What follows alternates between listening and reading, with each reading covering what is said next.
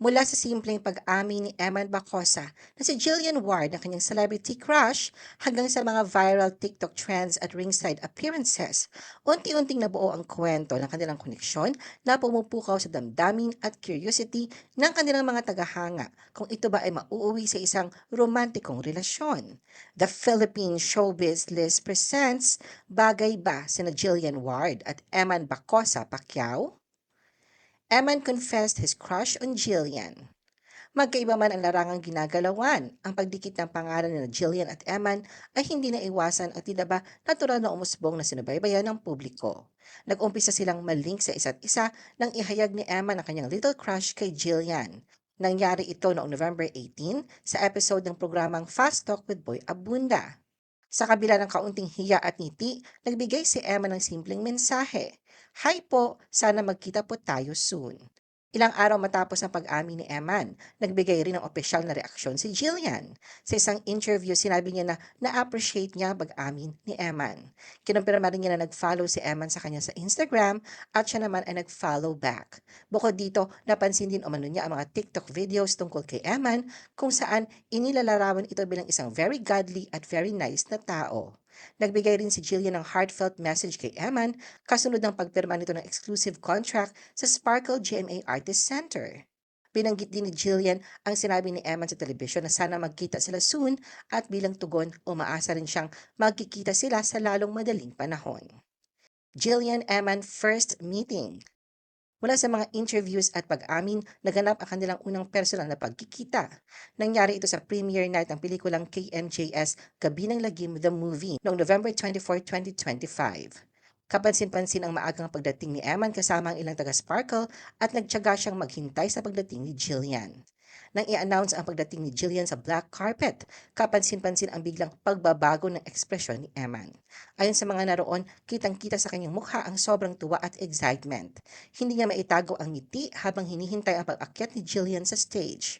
Samantala tila hindi rin inaasahan ni Jillian na naroon si Eman.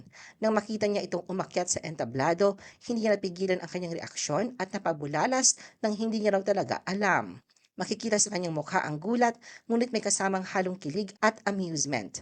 Pagkakita pa lamang ni Eman kay Jillian, nagpalitan sila ng handshake pero hindi niya napigilan ang sarili na yakapin ito. Sa sobrang saya, tila hindi lang isang beses kundi ilang ulit siyang yumakap na lalong ikinatuwa at ikinagulat ng mga nanonood. Pagkababa nila ng stage, muli pang nilapitan si Eman para sa isang maikling panayam.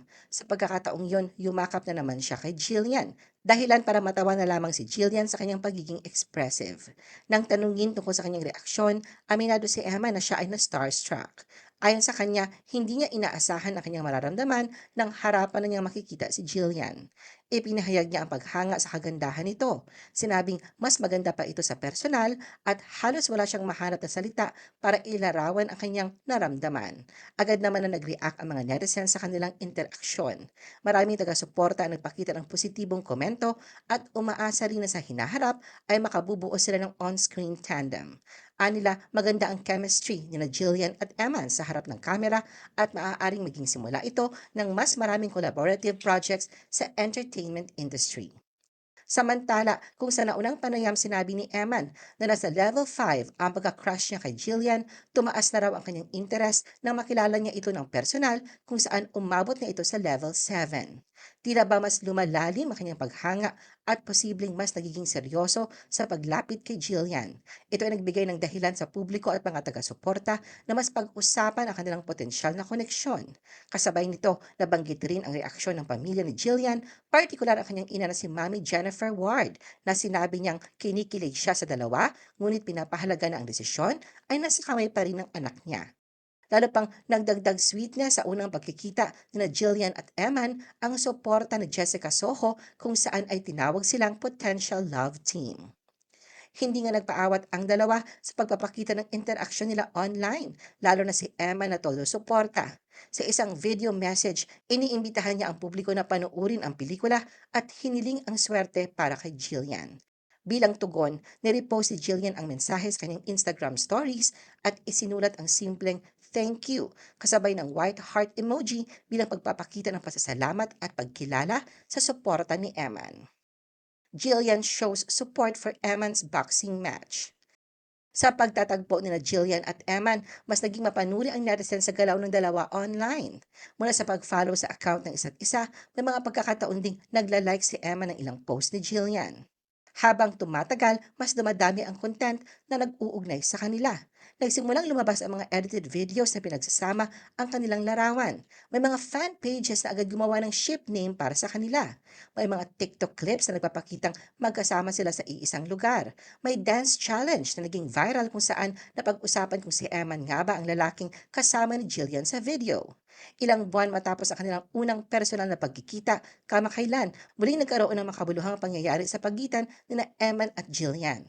Sa pagkakataong ito, ang eksena ay hindi sa entertainment stage kundi sa boxing ring, isang larangan kung saan nakilala si Eman bilang batang boksingero. Noong February 28, 2026, ginanap ang Kumong Bulanon sa Tagbilaran City, Bohol, kung saan hinarap ni Eman ang Indonesian opponent na si Reynold Kundimang. Ang laban ay natapos sa ika-4 na round sa pamamagitan ng technical knockout at nagwagi si Eman. Ngunit ang pinakakilig at napag-usapang bahagi ng gabi ay ang presensya ni Jillian. Kitang-kita si Jillian sa ringside, nakaupo malapit sa ring at suot ang kanyang orange na Team Eman jacket. Malinaw na ipinapakita ang suporta sa boksingero. Katabi niya pa ang nanay ni Eman na si Joanna Bacosa habang nanonood ng laban. Hindi lamang siya basta nanood, kundi matyagang pinanood niya ang bawat galaw ni Eman, sumisigaw at nakikibahagi sa tensyon at excitement ng laban. Para sa mga taga-subaybay, ang presensya ni Jillian ay isang konkretong simbolo ng suporta, higit pa sa simpleng social media interactions o red carpet greetings. Bukod sa kanyang pagdalo, nag-viral din ang mga larawan at video clips sa social media na nagpapakita kay Jillian na nag-cheer at nakikibahagi sa bawat round. Sa katunayan, ang kanyang kilos ay ikinumpara ng mga netizens sa suporta ni Jinky Pacquiao sa boxing career ni Manny Pacquiao. Jillian reveals Eman behind big guy viral video. Hindi na nga nagpaawat sa pagbibigay kilig ang dalawa. Muli silang naghatid ng kakaibang spark sa ilang maikling video sa TikTok. Magkasamang sumayaw sila Jillian at Eman sa Gentleman mula sa South Korean singer na si Psy. Naipakita pa ni Eman ang ilan sa kanyang boxing moves sa maikling video. Tumodo ang pagpapakilig ng dalawa sa video kung saan ikinukumpara nila ang laki ng kamao ni Eman sa mukha ni Jillian.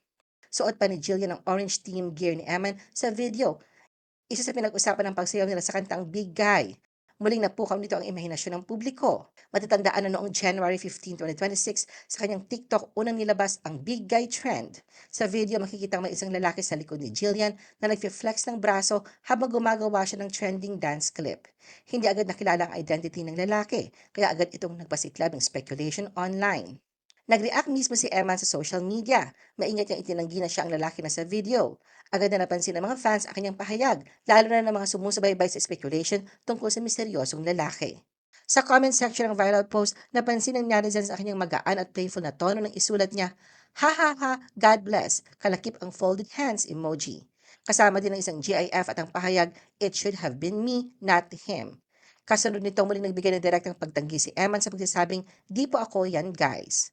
Kaugnay nito ilang araw matapos ang pagkalat ng TikTok video, sa isang panayam noong January 26, 2026, inihayag ni Jillian ang identity ng misteryosong big guy. Nang tanungin kung ang lalaki na ito ay kanyang boyfriend na, simpleng sumagot si Jillian ng hindi, ngunit inamin niya na ito ay nanliligaw sa kanya.